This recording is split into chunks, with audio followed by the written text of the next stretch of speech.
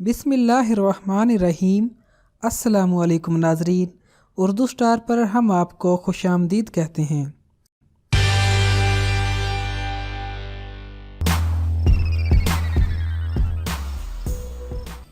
गोश्त हमारे रोज़मर्रा के पकवान का अहम तरीन हिस्सा होता है। गोश्त मुतअद्दिद फ़वाइद की हामिल ग़िज़ा है, लेकिन सिर्फ उसी सूरत में जब इसे एतदाल में रह कर खाया जाए, वरना ये नुकसानदेह भी साबित हो सकता है। इसके अलावा तिब्बी फ़वाइद के हसूल के लिए गोश्त हमेशा ताज़ा खाना चाहिए, क्योंकि बासी गोश्त न सिर्फ आपके निज़ाम हज़म को मुतासिर कर सकता है, बल्कि आपको कई दूसरी बीमारियों का शिकार भी बना सकता है। अब असल मसला ये है कि कैसे मालूम किया जाए जो गोश्त हम खरीद रहे हैं वो ताज़ा है या कि पुराना। तो इसके लिए हम आपको चंद अलामात बताते हैं जिन्हें जहन नशीन करके आप मौका पर ताज़ा गोश्त की शनाख्त कर सकते हैं। मिसाल के तौर पर अगर गोश्त तरोताज़ा और साफ सुथरा होगा तो उसकी अपनी ताज़ा सी मखसूस खुशबू होगी जो आपको मुतासिर करेगी।